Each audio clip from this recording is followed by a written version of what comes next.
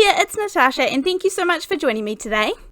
Today we are going to be layering up the same kind of shapes and we are going to be cutting apart some of our stamping. So to start off today's card, I am going to be using this little stamp by Technique Tuesday and it is called Royal Jasmine.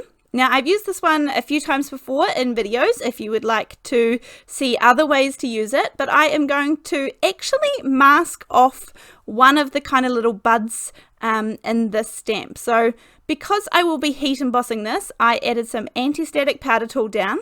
Then I inked up my stamp, and make sure that you pull off the little mask again before you stamp down, and then that way it's kind of just got the three little flowers coming off it. I stamped it in some VersaFine Onyx black ink, which is a pigment ink, so it stays wet nice and long enough that I can add some clear embossing powder, and then I will melt that with my heat gun. I'm using some TriBlend Spectrum Noir markers to colour these today in the colours of Lavender blend and the dull green blend. Now I've said it a million times before that colouring in things is definitely not my forte, but I do find with these TriBlend markers it makes my life so much easier. I think it's the fact that when I pick up one pen, I have three colours, three different shades, a light, a medium and a dark of the same colour, and I don't even have to think about it. So it really does make it easy for me. So this is definitely my preferred method if I'm using alcohol markers. And I'm just kind of going over the whole flower in a light and then using the medium and the dark to add a little bit of shadowing and shading. Not much at all, because honestly, I don't really notice it with this image too much. It's not a really big image anyway, but there's kind of enough there that it makes it look like you've done a little bit of shading. So then I'm going to move on to the greens, and I just put down my light colour first and then go back and add a little bit of the mediums and the darks again, and then kind of blend it out using the lighter ones. And I mean, honestly, you can use any colouring medium. You could use colour pencils, you could use watercolour, you could use oxide inks, you could use distress inks, water reactive inks, the Simon Hurley inks. I mean, anything that you have that works well. Now I am going to choose diamonds today to layer up on my entire card front. So to start with, I have two diamonds. One is slightly smaller than the other, and I'm using the small diamond to kind of get as much of this image as I can. And then I will use the large diamond and cut that out on some black cardstock. Now I actually went ahead and cut out 4 or 5 of the black diamonds, and the diamonds in the black cardstock, and that is the larger diamond. And then with the smaller diamond, I went ahead and cut out 4 or 5 of the smaller ones in the white cardstock. And you can see that they layer up nicely with just a really nice little border around it. Now for all of the white diamonds, I'm going to run them through an embossing folder, and that will just give them a little bit of texture and add a little bit more interest to the card. Again, any embossing folder that you have would work really well here. Or you could also do some light stamping. I thought about stamping the flower image in a really light grey ink over these white panels. Just something kind of that would float into the background. But I chose the easier way of embossing them all and running them through with a nice, easy, plain kind of pattern. Now here I'm just going to find the middle of the diamond. This depends on your shape, what you have, and you don't need to draw in the black lines, but I am just drawing them in so that I can see and you guys can see on camera. I am using the Tim Holtz design ruler, which is 0 centered, which I love so much. It does mean that I have to do a little less maths. And on one side of the ruler it has the 0 in the center, and then the numbers count outwards each direction. And then on the other side of the ruler it's just a normal one, where the numbers start at 0 at one end and go up to 12 inches. Now it doesn't matter which shape you have chosen. You may end up choosing a shape that is symmetrical and you can kind of cut it nice and evenly like I have today, or you could just use any shape and kind of cut it up with scissors and make sure that there's a little gap in between. It's up to you. You can kind of experiment with different shapes and different stamps that you have and different ideas, but I chose to go with a nice simple diamond today, and I like the idea of creating the 4 smaller diamonds within the larger diamonds on my page. So now I'm going to use a little bit of temporary adhesive to kind of line up these diamonds. I'm going to be eyeballing all of this, and I knew how much space was going to be around the outside of the white stamped image when it was the whole diamond, but now that I've cut it up, I'm using the temporary adhesive because I want to make sure I know how much space goes around the outside evenly when I come to stick these down permanently. So that's why I'm using some temporary adhesive, just to make sure that I have the idea in my head. Then I had some double-sided foam circles here, which I just cut up. These were just in my scrap pile, and I'm kind of just using them up. So I've cut them out and made sure that they will fit behind the diamonds. So I will put all 4 of these up on some foam tape. Again, this is completely optional. And then I mean, you could stop here and just kind of make this the focal image of your card. You don't have to go ahead and do the rest of the diamonds like I have today. You could kind of do something in the background at all and just have this your focal image. But I decided that I wanted to layer up my shapes and make sure I carried out the diamond theme throughout the whole card.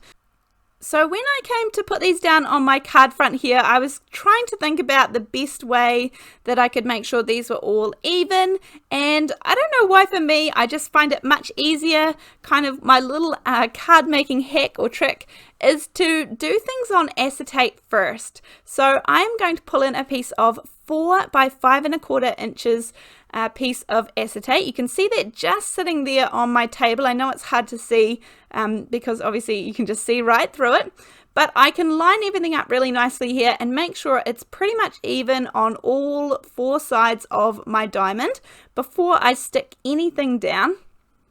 And then I can also have that kind of nice shiny layer in between all of my diamonds on the background of my card. So I like the idea of using acetate. It definitely helps me out.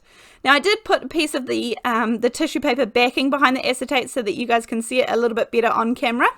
I am popping this layer down nice and flat because remember those smaller diamonds are popped up. So I'm just going to pop this big diamond straight down nice and flat, and then the extra diamonds I need to kind of get them sorted. So all I'm going to do with these ones is use some liquid glue and glue these together. This is just paper to paper.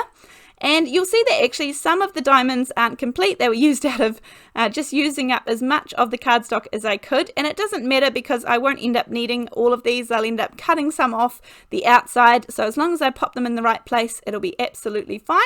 But it's good to use up as much as I can of a sheet of cardstock. So I've got all 4 of my little diamonds there, and you can see that nice embossing just adds a little bit of detail. I am going to use some double-sided tape when it comes to acetate, just because I find it sticks the best. You can use glue, but it takes a little bit longer to dry, and I just needed this to kind of keep going, keep moving along, so I'm using some double-sided tape today.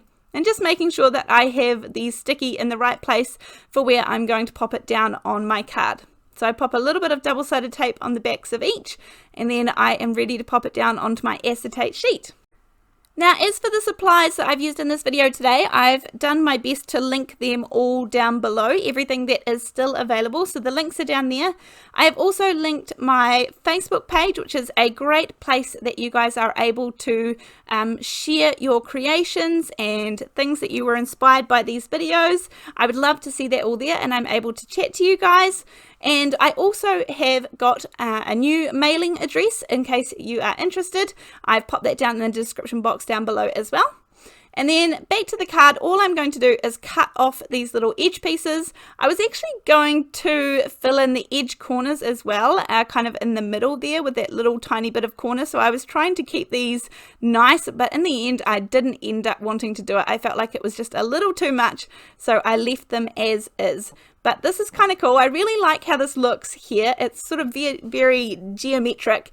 But when I put it on my card background, my card base, it feels like I'm missing a black border, but I didn't want to ruin that nice white stripes that goes all around the main diamond in the middle. And so I was thinking about how I could create the black border without getting rid of that white. So if I added a matting layer, I would need to kind of use 2 pieces of cardstock. So this is what I do when I don't want to add another piece of cardstock, or 2 that I would have had to in this case. I just use a piece of low-tack tape. This is straight onto my card base, and I'm using a black ink. Any black ink works well here, but for this one, just because it was on my table, I'm using the VersaFine Onyx black ink, and I'm using a finger dauber to put a nice dark layer of a very fine border all the way around.